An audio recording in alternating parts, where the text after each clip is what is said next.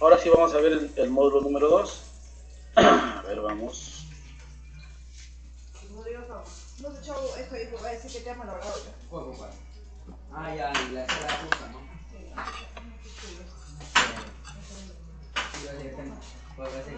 Sí se ve, por favor confírmenme. Sí se visualiza. Positivo. Sí se visualiza.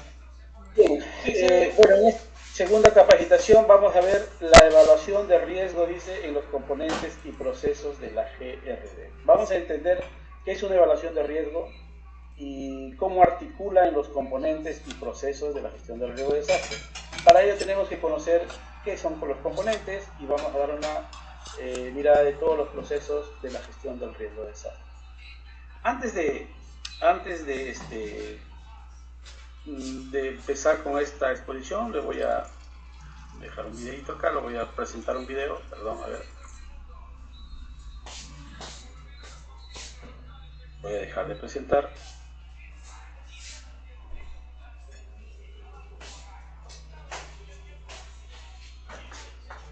Y primero vamos a compartir, como parte introductoria, vamos a ver este video.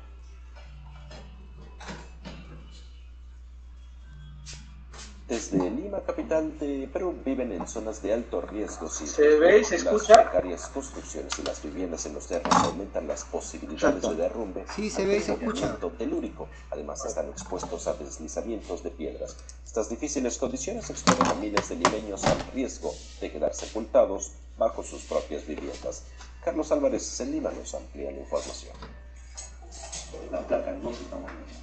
El Perú es uno de los países que se ubica en el Cinturón de Fuego, zona de las costas del Océano Pacífico en donde las placas tectónicas están en constante fricción.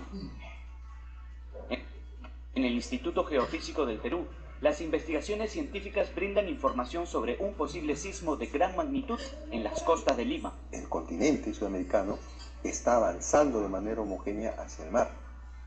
Y también nos va a decir en qué zonas no está avanzando. En las zonas que no está avanzando es porque realmente estas placas tectónicas que están en fricción debido al movimiento están detenidas, están estáticas, no se movilizan. Significa que ahí hay acumulación de esfuerzos. A ver, para explicarle más o menos lo que dice el ingeniero Tavera, aquí en esta imagen lo que están viendo es la formación de los sismos. A ver, si ven el mouse y ven el puntero. Confirmen, por favor. Sí, sí se logra ver el puntero. Miren, Sí se ve. lo que estoy punteando son las placas tectónicas, ¿ya? Son las placas tectónicas las que está formado todo el planeta, todo el planeta Tierra.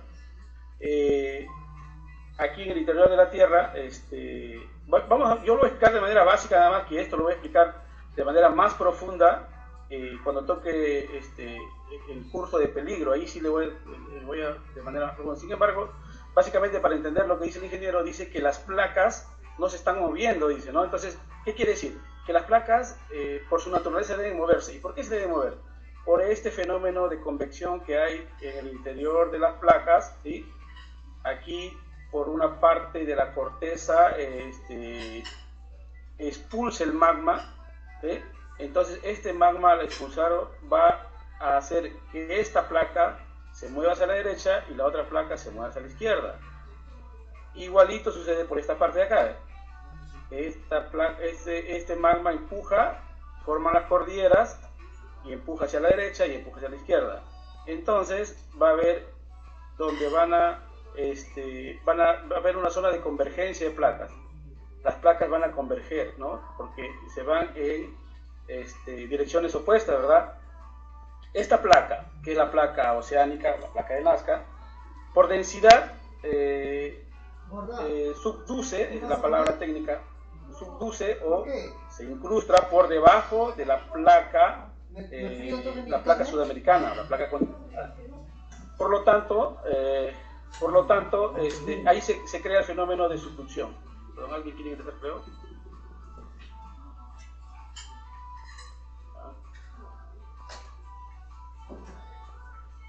Aquí se crea el fenómeno de subducción. El ingeniero lo que está explicando dice que con algún instrumento ha medido de que esta placa no se está moviendo. Lo normal sería que se mueva esta placa y que se mueva esta placa, por efecto de subducción. Pero acordémonos una que vez que estas esa placas, energía sobrepasen el nivel de resistencia de la placa, estas placas son piedras, ¿sí? Entonces aquí se friccionan las placas. Al friccionarse las placas y al al ser piedra, tiene asperezas, no es como si fuera algo liso, como si fuera vidrio, por decir que resbale, son piedras. Entonces las asperezas hacen que se engrampen, llamémoslo así, la placa, las dos placas, ¿no? La placa sudamericana con la placa de Nazca, generando, hay una concentración enorme de esfuerzo si esta no está avanzando. Entonces, ¿cómo se genera un sismo? Aquí este fenómeno sigue empujando, esto de acá también sigue empujando. Entonces esto no va a parar, esto va a seguir empujando, hasta que en algún momento la acumulación de esfuerzo sea tan grande y las asperezas se rompan, ¿eh? Entonces ahí ocurre un sismo, por subducción. Eso es lo que está explicando el ingeniero. Ya más adelante, como le digo, voy a explicar a detalle todo cuando es un sismo superficial, intermedio, profundo, interplaca, intraplaca o lo que fuese, o por falla. Pero sin embargo, quiero tomar este ejemplo para, de manera introductoria, pues darle a conocer la formación de los sismos de forma básica. para generar un sismo. Han pasado más de 200 años desde el último gran sismo que sacudió la capital peruana, y el doctor Tavera advierte que, aunque no se pueda pronosticar fecha, el evento sísmico sucederá. En Lima se ha producido una expansión demográfica desordenada y muy preocupante. Los últimos terremotos o sismos que han ocurrido en el país, 2001, 2007, o el que ha ocurrido la semana pasada, por ejemplo, ¿qué es lo que nos ha mostrado? Nos ha mostrado que las personas que han sido heridas o las personas que han perdido la vida lo han hecho simplemente porque las estructuras han colapsado. Nada más. ¿Por qué colapsan las estructuras? Gracias, tía.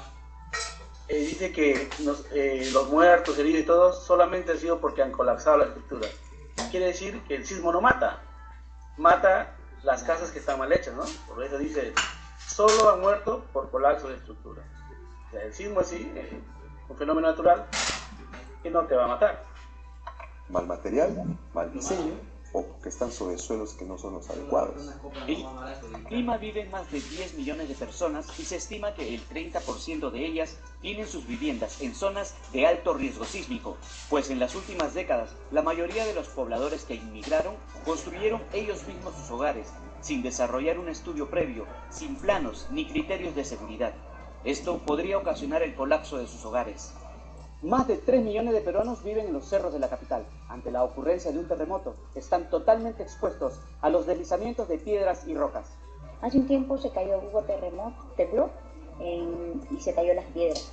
Tenía una canchita y los chicos estaban jugando y ahí casi le aplastan un niño. No, seguridad no hay. Tenemos miedo que hay un sismo y pase lo peor. Un temor sustentado por las investigaciones, las cuales indican que el movimiento telúrico podría alcanzar 8 grados de magnitud, lo que ocasionaría graves daños en las zonas más vulnerables. Solo la reubicación de la población podría prevenir un desenlace fatal. No tengo otro lugar donde vivir, es el único lugar que yo tengo, en mi casa. Otro lugar, tuviera una plata y yo me iría a comprar, no sé, un terreno por ahí, pero no hay, pues. Y nosotros vivimos acá a la falda del cerro, lo más práctico sería acá, ¿no? En la pista que más amplia nada más. Además de estas viviendas en zonas de alto riesgo sísmico, también existen en la capital casonas tan antiguas que simplemente no resistirían un terremoto. Carlos Álvarez, CGTN en español, Lima.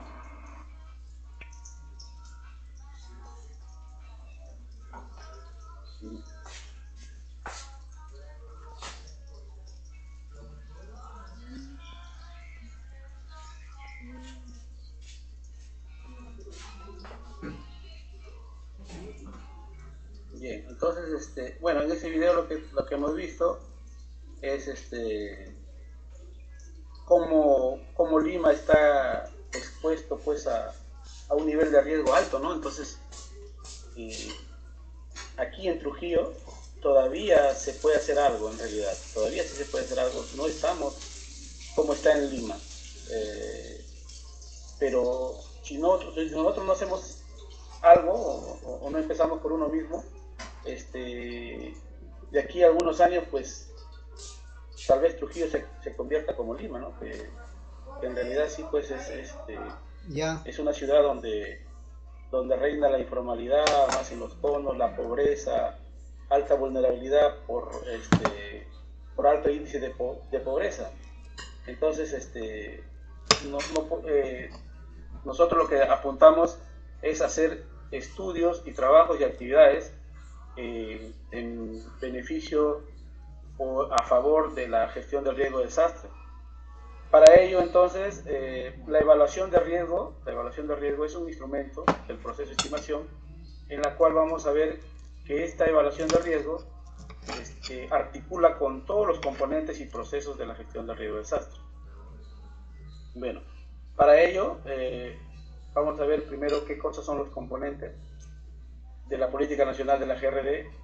En realidad, la GRD tiene 3 componentes, que son la gestión prospectiva, gestión correctiva y gestión reactiva. La gestión prospectiva es el conjunto de acciones que se planifican y realizan con el fin de evitar el riesgo futuro. Quiere decir que ahí no existe el riesgo, no hay riesgo ahí. Por decir, vamos a hacer un nuevo distrito, un nuevo sector donde no existe ninguna construcción. Entonces, ahí vamos a hacer una evaluación, ahí estamos hablando que estamos haciendo una gestión prospectiva, porque no existe el riesgo y vamos a dar medidas para evitar el riesgo futuro.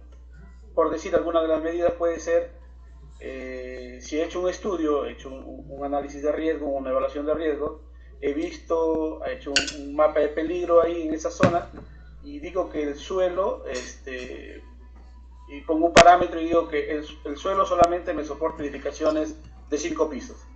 Esa sería una medida de la gestión prospectiva, una medida preventiva sería en realidad. Y más adelante vamos a ver que la prevención, o sea, el proceso de prevención pertenece a la gestión prospectiva. Entonces, hay que tenerla clara que la gestión prospectiva es evitar el riesgo futuro, quiere decir cuando no existe el riesgo todavía. Gestión correctiva es el conjunto de acciones que se planifican y realizan con el objeto de corregir el riesgo existente. O sea, ahí hay un riesgo ya se determinó. En la figurita de arriba se ve un cauce de un río. Entonces, el riesgo, ¿qué riesgo habría ahí con esas viviendas? ¿No? Esas viviendas por exposición están cerca al cauce, ¿no? Cerca a la baja marginal inclusive. Entonces, lo que se puede hacer ahí para corregir el riesgo, hacer defensas ribereñas, y estamos haciendo ya, corrigiendo el riesgo. En realidad hay un riesgo latente ahí, un riesgo existente. Entonces, lo que tenemos que hacer es mitigar ese riesgo, corregir el riesgo. Entonces, de eso trata la gestión correctiva. Y la gestión reactiva ya es el conjunto de acciones y medidas destinadas a enfrentar los desastres. ¿Ya? O sea, esa gestión reactiva ya se prepara y da respuesta ya para el desastre. Esa es la gestión reactiva. Eso es lo que vienen haciendo Defensa Civil, por decirlo siempre, los simulacros, la formación de brigadas, los bomberos, la Cruz Roja. Eso son gestión reactiva. ¿Ya? Entonces ya hemos visto, ya hemos visto los componentes, son 3 componentes: gestión prospectiva, correctiva y reactiva. Por favor, eso grábenlo bien: gestión prospectiva, correctiva y reactiva. Son 3 gestiones, 3 componentes. Y de los 3 componentes son 7 procesos, en los cuales está el primer proceso, es el proceso de estimación. ¿Ya? Estimación del riesgo. Básicamente el proceso de estimación tiene la finalidad de hacer conocer el riesgo. Es el primer proceso que articula con todos los 6 procesos restantes. Entonces tenemos el primer proceso, que es el proceso de estimación, luego tenemos el proceso que es prevención. Entonces el proceso de estimación y prevención vendría a ser parte de la gestión prospectiva, antes de que suceda el riesgo, antes de que se manifieste el riesgo. Luego el proceso reducción y reconstrucción vienen a ser parte del proceso, de la gestión correctiva. O sea, reduzco el riesgo, ¿sí? Y luego reconstruyo lo que el desastre ya hizo daño, pero de manera que baje los riesgos antes de que exista el desastre, que minimice los riesgos, desde el proceso de reconstrucción. Luego el proceso preparación, también el proceso de preparación es antes de que suceda el desastre, sin embargo se están preparando para la respuesta, los simulacros, la formación de brigadas y todo lo concerniente en lo que es preparación. Luego viene el proceso de respuesta, y el proceso de respuesta, ¿no? El proceso de respuesta es básicamente cuando se dio el desastre, cuando ya el peligro impactó en las vulnerabilidades, ya el riesgo se materializó, se dio el desastre, entonces ahí viene la respuesta. Entonces ahí vienen ya las brigadas que se formaron en el proceso de preparación, vienen las ayudas humanitarias y también vienen la Cruz Roja, los bomberos y todo lo que me preparé para dar respuesta. Y luego la rehabilitación habla de cómo rehabilitar los servicios básicos, la luz, el agua, por decir, si se dañó por el desastre, si se dañó una carretera, tenemos que rehabilitarnos porque tienen que pasar pues por ahí tal vez los ómnibus o los servicios de transporte con alimentos que abastecen a una ciudad, ¿no? Entonces ese es el proceso de rehabilitación. Ahí están los 7 procesos de la gestión del riesgo del desastre. Luego aquí vamos a ver cómo el proceso de estimación, ¿sí? Cómo el proceso de estimación articula con los demás procesos. Miren, vemos la gestión prospectiva en la parte superior izquierda, vemos la gestión prospectiva. Habíamos dicho que la gestión prospectiva es evitar el riesgo futuro, ¿verdad? La gestión correctiva es cuando ya el riesgo está existente, ¿no? Ahí vemos, en el riesgo existente vemos una sociedad instalada pues en los cerros, ¿no? Y no sabremos cómo estará la fragilidad, si serán resilientes o no. Entonces ahí hay un riesgo, ¿verdad? Viene un fenómeno natural y no sabemos cómo irán a responder esos suelos, esas viviendas. Entonces ahí hay un riesgo y el proceso de estimación articula con ello. Y en la gestión reactiva, ya cuando ya se da el desastre, ahí vemos ya la ayuda de los bomberos o las brigadas, ya están reaccionando ante el desastre. Y luego ya post desastre viene ya el proceso de reconstrucción, ¿no? Que ve la gestión prospectiva y correctiva, ven los dos procesos ahí. Entonces el proceso de estimación va a articular con los 6 procesos restantes. Miren, con la prevención, para ver las condiciones de riesgo futuro, tomar medidas de prevención para que no ocurra un riesgo cuando no existe el riesgo todavía aún. Luego, con el proceso de reducción, las condiciones de riesgo actual, o sea, las condiciones de riesgo existente, mitigarlo, ¿sí? Hacer actividades para corregir ese riesgo. A la par, también prepararnos, porque ya conozco que el proceso de estimación ha hecho que yo conozca el riesgo, ¿no? Entonces yo puedo articular con el proceso de preparación, formando brigadas, dando líneas de evacuación, por si dando espacios de evacuación o puntos de concentración después del desastre.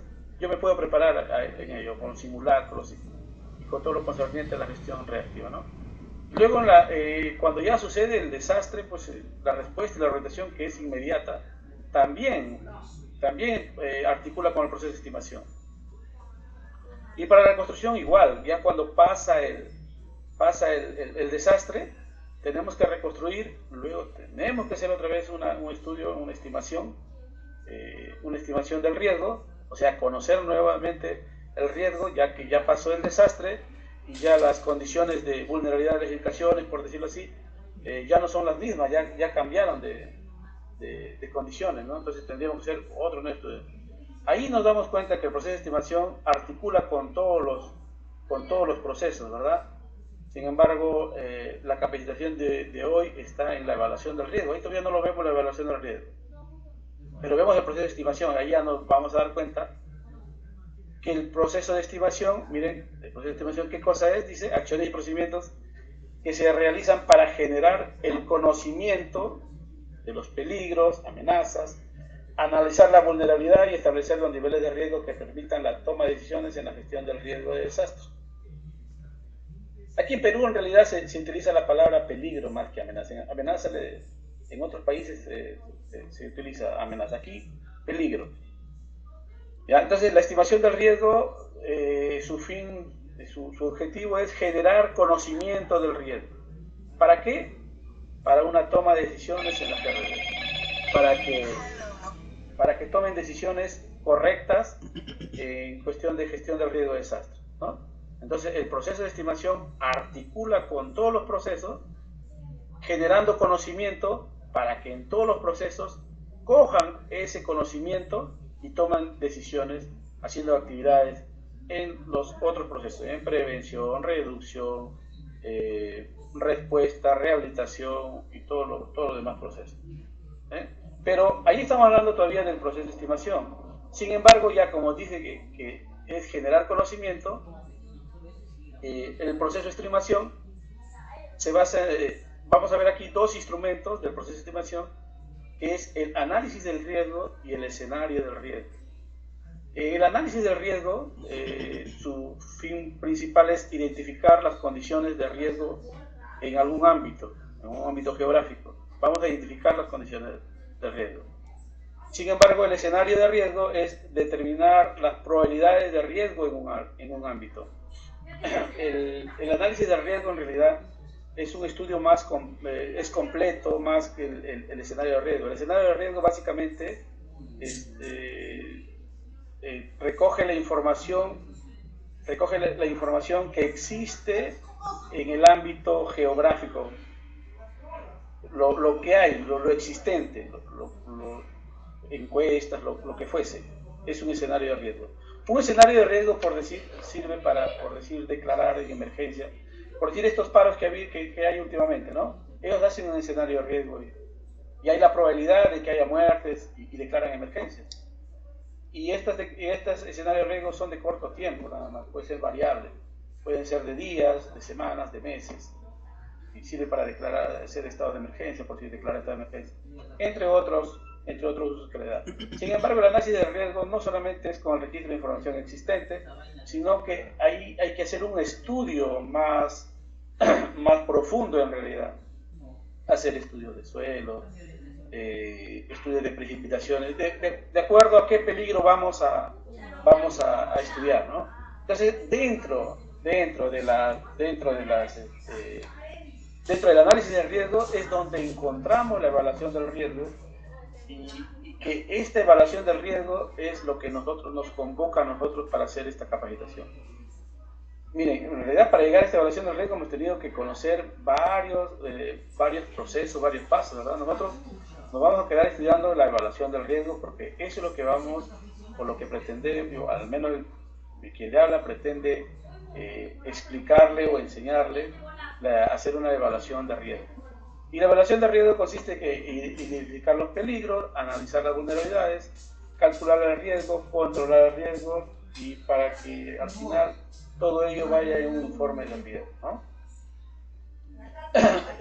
Sin embargo, para hacer un análisis de riesgo completo, tendría que ver la evaluación del riesgo propiamente, la que vamos a estudiar, tiene que ver un manejo de riesgo y una comunicación del riesgo. Esas cosas no lo vamos a tocar, solamente por mencionarlas nada más, ¿no?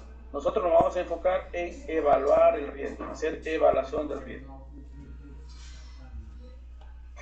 Bien, aquí tenemos la implementación del proceso de estimación. La implementación del proceso. Para implementar este proceso se elaboran estudios que permiten determinar los niveles de riesgo de desastre por tipo de peligro, como escenario de riesgo y evaluación de riesgo. Lo que habíamos visto anteriormente, ¿no? Los escenarios de riesgo. También hay una evaluación preliminar de riesgo. Quiere decir básicamente una evaluación preliminar dice, identifica y analiza de manera cualitativa, o sea, observacional, el peligro, la vulnerabilidad de los elementos expuestos en un área geográfica específica estimada de manera preliminar al riesgo. Quiere decir, esta es una especie de opinión, una opinión técnica para pedir o para solicitar que se haga una evaluación de riesgo, ¿no? Entonces yo tal vez veo una infraestructura en mal estado y lo hago una evaluación preliminar. Por aquí tengo un ejemplo, a ver, déjenme compartirlo. Por acá tengo un ejemplo, aquí está. Este caso, por decir, es un caso práctico, un análisis observacional, donde, por decir, ahí no hemos hecho un estudio todavía con estudios, por decir, de estudios del concreto o del acero o algún análisis, no. Sin embargo, yo puedo dar una opinión técnica solamente mirándolo, y puedo decir que esa estructura, que es un reservorio compuesto por un fuste y una cuba de concreto armado, está en malas condiciones por las fotos que están expuestas acá. Aquí en las fotos se ve claramente, por decir, el desprendimiento del concreto, ¿no?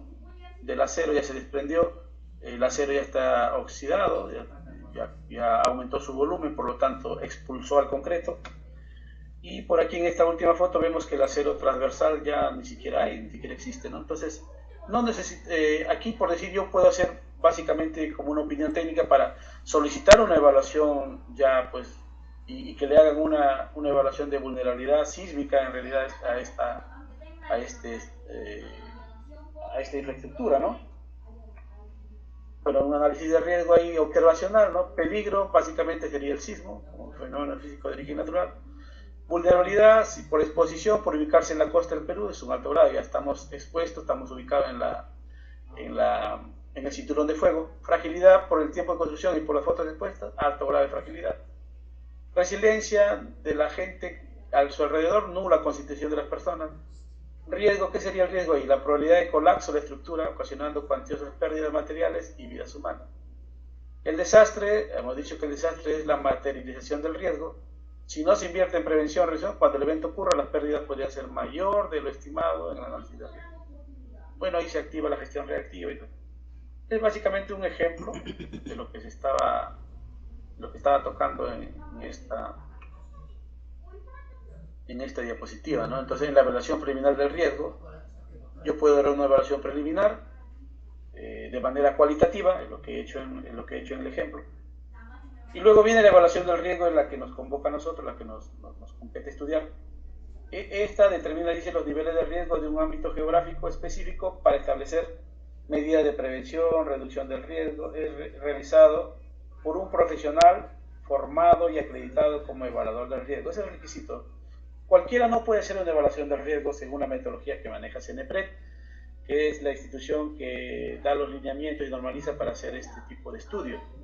Hay unos manuales, inclusive, que también CENEPRED lo ha creado, ¿no? Es un manual que ya está en realidad, para mí, desfasado, está de 2014. He conversado con algunos integrantes de CENEPRED, dicen que ya lo están actualizando, tal vez este año o el próximo ya tiene que entrar de versión, porque he visto que el manual tiene algunos vacíos o algunos, en realidad, controversias. Yo le he visto, le he estudiado bien, y por ahí hay algunas observaciones que también hice al respecto. Y luego los escenarios de riesgo, como lo había explicado también, determina, dice, los ámbitos de geografía con prioridad de intervención para que las autoridades competentes locales puedan tomar decisiones orientadas a la gestión proactiva a efecto de proteger la población y sus medios de vida. Es lo que decía, ¿no? Los escenarios de riesgo, por decir, estas marchas que hay, ¿no? Estas marchas multitudinarias. Ahí hay un escenario de riesgo. Puede haber muerte de personas, por eso es que declaran emergencia y envían, pues, la policía y envían los efectivos de persuasión, ¿no? Para evitar pérdidas de vida y destrozos, desmanes, vandalismo, todo lo que concierne. Entonces eso está basado en un escenario de riesgo. Como les digo, los escenarios de riesgo son de corto plazo, ¿no? Son cambiables, no son de muy largo plazo. Las evaluaciones de riesgo sí tienen sus 2 años hasta 3 años que puede durar, y son dinámicas, pueden variar, porque aquí varía lo que varía es la vulnerabilidad, ¿no? El peligro bien no creo que cambie mucho, pero sí la vulnerabilidad, ¿no? La fragilidad, si hace 2 años estaba en construcción, tal vez de aquí a 3 años, tal vez ahorita en la actualidad ya reforzaron esa vivienda, o tal vez no, o tal vez ni la han reforzado y han hecho un piso más, ¿no? Entonces cambia la vulnerabilidad. Entonces es recomendable que cada 2 o 3 años se actualicen estos estudios, ¿no? Bueno, el instrumento metodológico vigente, la evaluación de riesgo en realidad es un procedimiento metodológico que permite determinar los niveles de riesgo. Es realizado por un profesional formado y acreditado como evaluador de riesgo, lo que le había mencionado. El evaluador de riesgo va a ser su entregable, va a ser mapas de riesgo, ¿no? Y para hacer un mapa de riesgo tendría que conocer primero hacer un mapa de peligro, un mapa de vulnerabilidad. Entonces el evaluador de riesgo tiene que conocer todo ello. Ahora, para hacer una evaluación de riesgo, el equipo que se convoca para hacer una evaluación de riesgo es multidisciplinario, ya que para hacer una evaluación de riesgo se analiza en 3 dimensiones: social, económico y ambiental. Entonces ahí es la convocatoria al grupo técnico para que evalúe, tiene que ser multidisciplinario. Sin embargo, el estudio sí lo puede firmar un solo profesional. Por decir, si un ingeniero ambiental es acreditado, ¿no? Es acreditado, conoce la metodología, él en su grupo técnico, si va a hacer un estudio de riesgo por sismo, en su grupo técnico tiene que tener ingenieros civiles, a veces un geólogo para que vea el peligro, y todo lo que compete al estudio del peligro que él ha escogido evaluar o que le han encomendado evaluar. Entonces, el evaluador de riesgos no necesariamente tiene que conocer todo. Tiene que conocer la metodología, sí, pero no tiene que conocer todo. Entonces, el ingeniero civil, por decir, firmará, sin ser evaluador de riesgos, firmará, por decir, el estudio de vulnerabilidad sísmica, por decir, él lo puede firmar. Sí lo puede firmar él. Tal vez el geólogo, el geotécnico puede firmar el estudio de peligro porque conoce el movimiento de las placas, conoce la geomorfología, la geotecnia. Puede firmar, sí lo puede firmar lo que le corresponde a él. Sin embargo, el estudio completo tiene que sí o sí firmarlo el que conoce la metodología, el evaluador de riesgo. ¿Sí? Entonces, la invitación es que todos los que están presentes estudien, ojalá tengan la oportunidad de certificarse como evaluador de riesgo. Como les digo, este estudio es multidisciplinario, ¿sí? Tienen que conocer bien la metodología, tener criterio, bastante criterio, y trabajar de manera articulada y coordinada con los demás profesionales, ¿no? Los instrumentos vigentes ahora, les había comentado, es el Manual para Evaluación de Riesgo Originado por Fenómenos Naturales, versión 2, que es de 2014, que y ya va a entrar, están reformulando, y probablemente este año o el próximo tal vez ya tienen que entrar en vigencia el nuevo manual, ¿no? También hay lineamientos, dice, para la evaluación del informe de evaluación de riesgo de desastre en proyectos de infraestructura educativa, guía para evaluación de los efectos probables frente al impacto del peligro originado por fenómeno natural. Pero hay varios instrumentos en realidad. Este es uno de algunos de los que puedo mostrar, ¿no? Bien, habíamos ya todo lo concerniente que habíamos tocado primero ha sido del proceso de estimación. Recapitulando, vamos a retroceder. El proceso de estimación, ¿verdad? Todo lo que hemos hablado es del proceso de estimación, que como objetivo es generar conocimiento del riesgo, y como instrumento tenemos como subproceso la evaluación del riesgo, en la que nos compete a nosotros, ¿no? Pero está dentro del proceso de estimación, ¿correcto? Ahora viene, para conocer los 7 procesos, viene el proceso de prevención del riesgo, ¿no? El proceso de prevención tiene como producto identificar y la priorización de actividades que eviten la generación de riesgos futuros, dice, eso es lo que le hablaba, ¿no? El proceso de prevención es evitar la generación de riesgos futuros, y su producto sería los instrumentos de ordenamiento y planificación del desarrollo y las normas de regulación y urbanización urbanística, perdón, y de edificación. Eso sería, por decir, algunos de los instrumentos que puede utilizar el proceso de prevención, ¿no?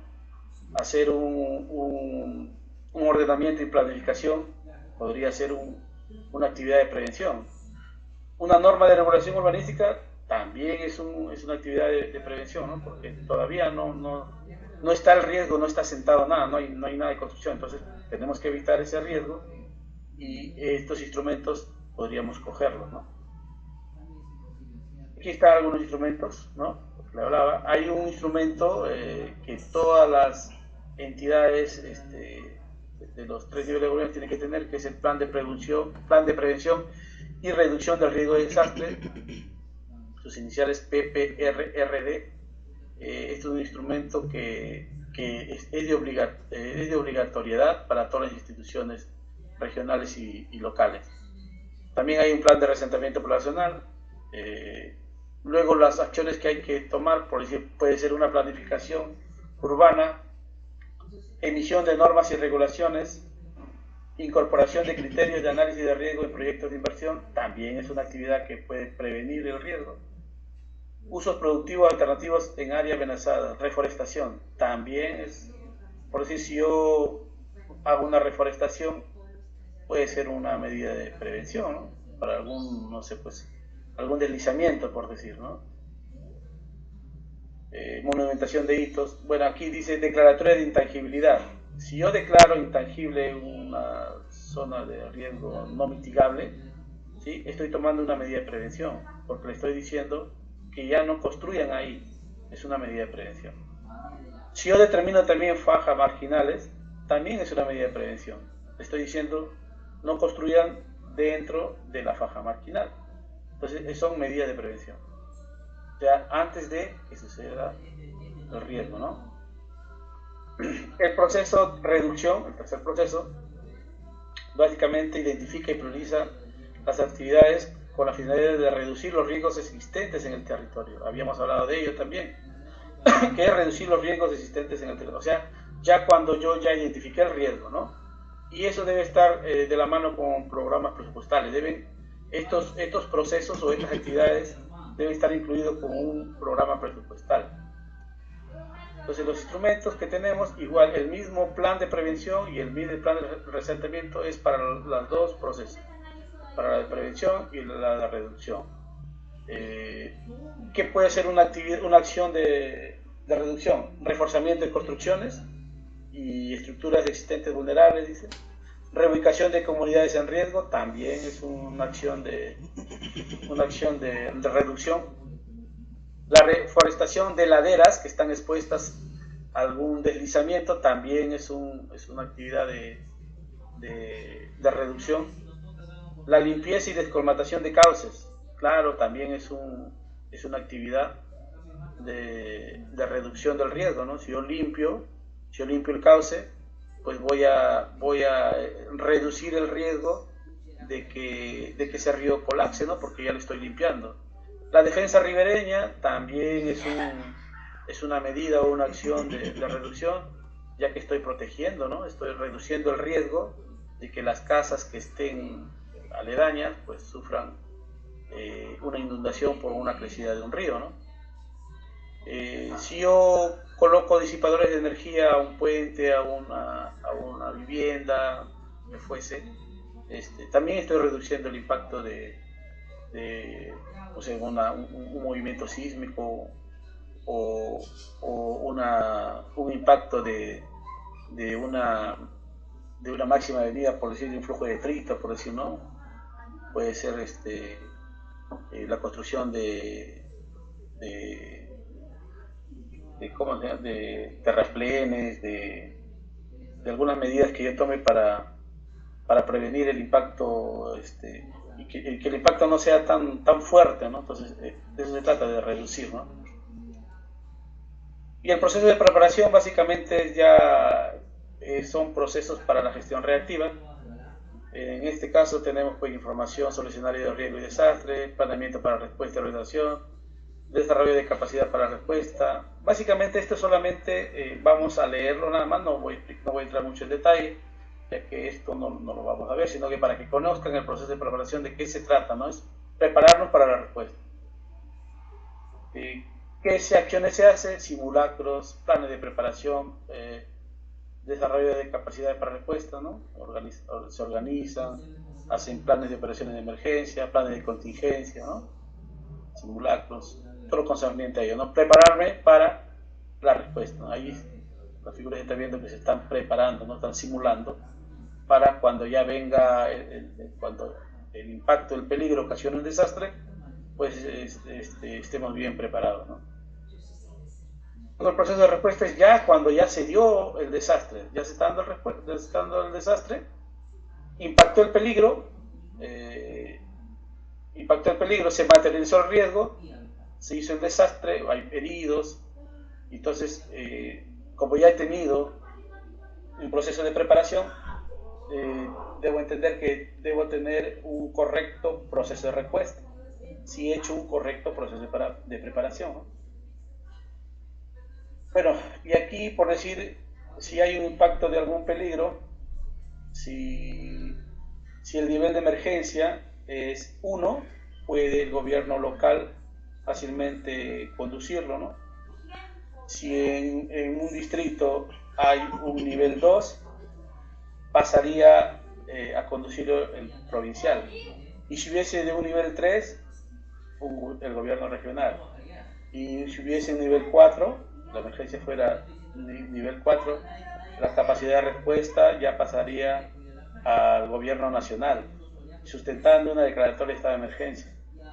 Pero si ya pasa a un nivel 5 ya de gran magnitud, ya supera la capacidad de respuesta, y el país sustenta su declaratoria de emergencia, de estado de emergencia, y recibe ayuda internacional. Esos son básicamente el cuadro del nivel de emergencia y capacidad de respuesta.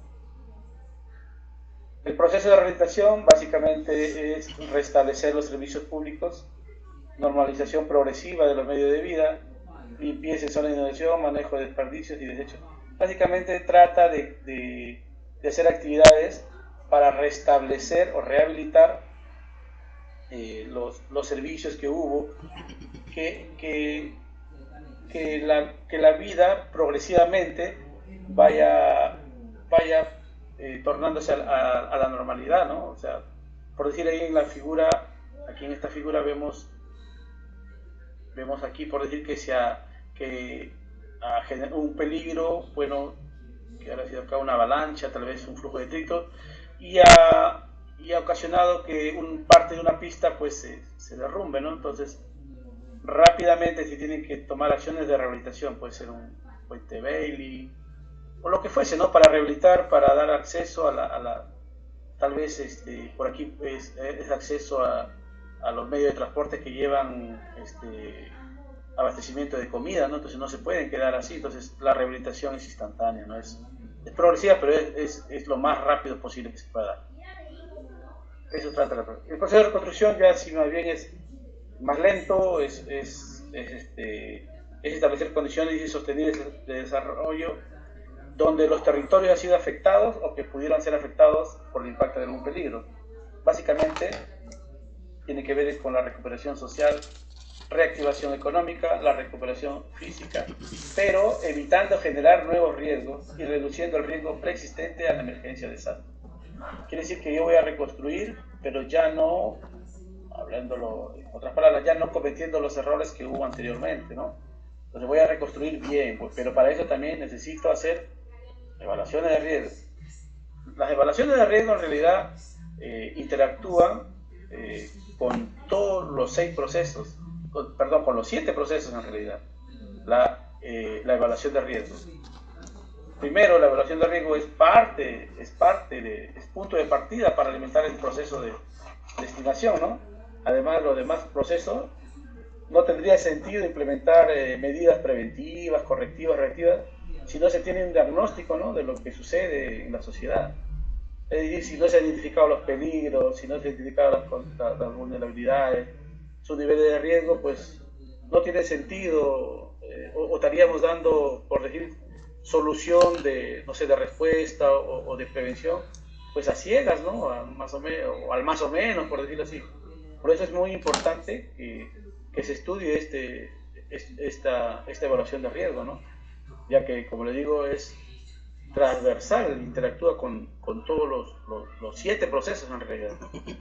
Sabemos que es parte del proceso de estimación, sí, pero que la estimación del riesgo es el punto de partida del proceso de estimación, es el que alimenta, el que da a conocer el riesgo. ¿Qué más? Mírenme, a ver, hasta ahí, compañeros, ¿alguna consulta? Pero son las 9:28, todavía tenemos tiempo. ¿Hasta ahí alguna consulta?